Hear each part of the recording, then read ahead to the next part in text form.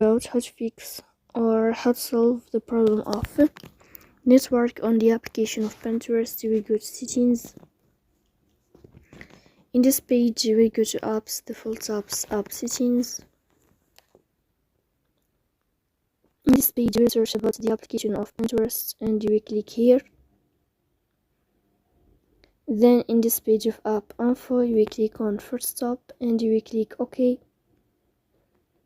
Here you will enter to the window of storage. Then we click on clear cache. In the end you can turn off your Wi-Fi and you can wait a moment to turn on your Wi-Fi again. So please don't forget to support us by like and subscribe. See you next time in another video, and thank you for your watching and your attention.